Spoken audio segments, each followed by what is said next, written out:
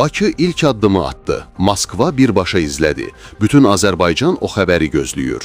Azərbaycan və Rusiya liderləri arasında düşənbədə baş tutan görüşdən sonra Bakıdan ilk müsbət addım atıldı. Belə ki, Sputnik Azərbaycanın həbsdə olan rəhbəri azadlığa buraxılıb. Bu qərar iki ölkə arasında münasibətlərin normallaşmasına doğru atılmış jest kimi qiymətləndirilir. İndi isə diqqətlər Rusiyaya yönəlib. İyun ayından etibarən orada həbs edilən Azərbaycanlıların azad olunub olmayacağı və Yekaterinburqda qətlə yetirilən Səfərov qardaşlarının qatilləri ilə bağlı qərar maraqla gözlənilir. Global Info-Aza danışan Siyasi və Hüquqi Araşdırmalar Mərkəzinin sədri, hüquqşünas Xəyal Bəşirov deyib ki, Rusiya artıq Azərbaycanın prinsipial, qətiyyətli mövqeyini açıq şəkildə gördü və anladı. Prezident İlham Əliyevin sərgilədiyi bu prinsipiallıqdan sonra Moskvanın fərqli addımlar atacağı gözlənilir. Rusiya bütün dünya kimi Azərbaycan vətəndaşlarının faciəvi şəkildə həlak olduğu təyyarə qəzasından sonra dövlət başçımızın Sankt-Peterburq səfərini yarımçıq qoyaraq dərhal ölkəyə dönməsinin, müşavirə keçirməsinin və istintaqa başlanması barədə göstəriş verməsinin şahidi oldu. Azərbaycan bu prosesdə bir addım belə geri çəkilmədi və haqlı tələblərini davam etdirdi. Bəzi qüvvələr bu hadisədən təxribat məqsədi ilə istifadə etməyə, Moskva-Bakı münasibətlərini gərginləşdirməyə çalışsalar da, ölkə başçısı göstərdi ki, vətəndaşların həyatı və təhlükəsizliyi hər şeydən üstündür. Təxminən 10 ay davam edən bu prosesdə Azərbaycan Rusiya ilə münasibətlərin pisləşməsində maraqlı olmayıb, yalnız baş vermiş faciənin hüquqi çərçivədə araşdırılmasını tələb edib.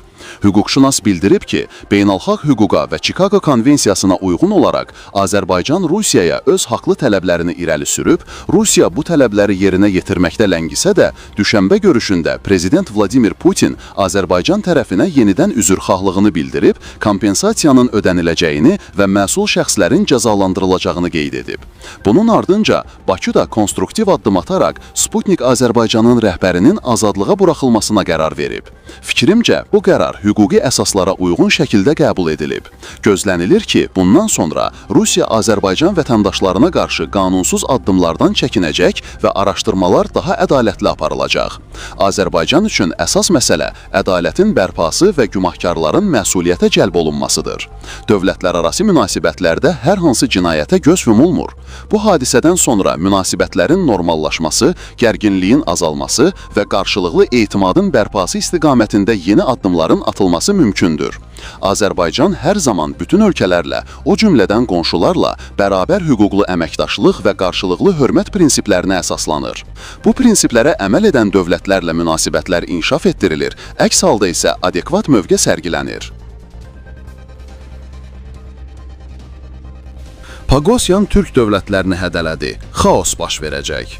Ermənistanın baş qərargah rəisinin keçmiş müşaviri Vladimir Pagosyan Özbəkistan, Qazaxıstan və Qırğızıstanı xaosla hədəliyib.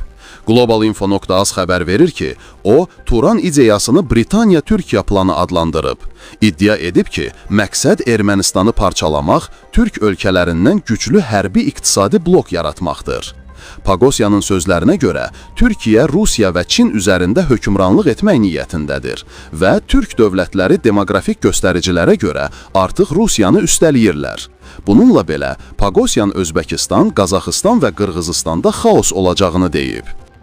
460 il əvvəl Putinlə bağlı verilən kəhanət 2026-da ilk yaşanacaq.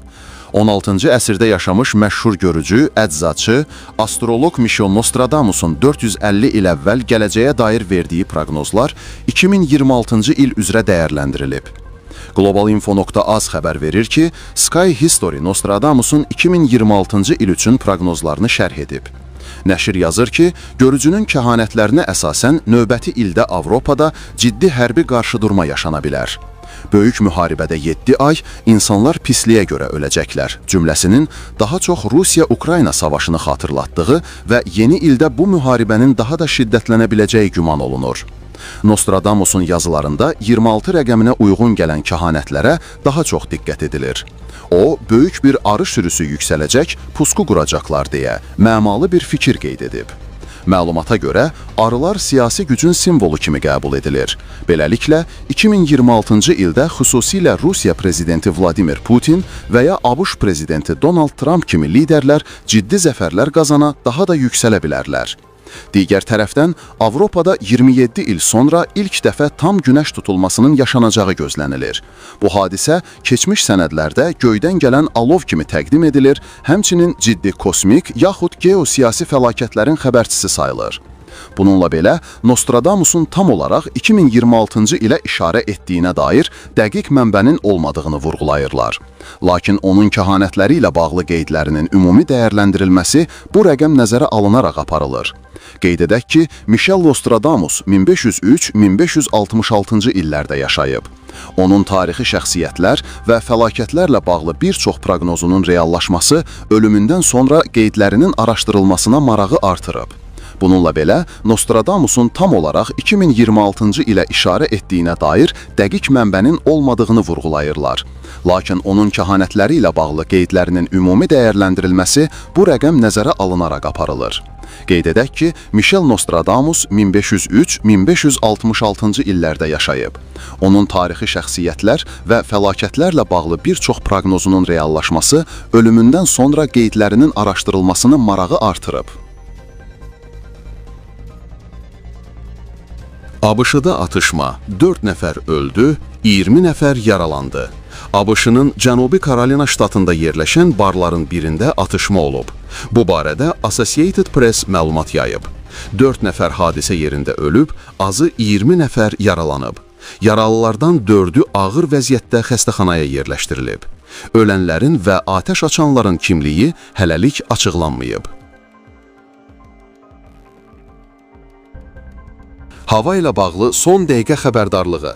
Milli Hidrometeorologiya Xidməti oktyabrın 13 axşamdan 14 səhərədək Bakıda və Abşeron yarımadasında, 13-dən 14 səhərədək isə əksər bölgələrdə gözlənilən küləkli hava şəraiti ilə bağlı sarı və narıncı xəbərdarlıq verib. Xidmətdən musavat.com verilən xəbərə görə Bərdə, Tərtər, Mingəçevir, Daşkəsən, Goranboy, Naftalan və Ağdamda narıncı xəbərdarlığa uyğun olaraq şimal-qərb küləyi əsəcək, küləyin sürəti 20.8-28.4 metr saniyəyədək güclənəcək. Bakıda və Abşeron yarımadasında eyni zamanda əksər bölgələrdə sarı xəbərdarlığa uyğun olaraq şimal-qərb küləyi əsəcək, küləyin sürəti 13.9-20.7 metr saniyə təşkil edəcək.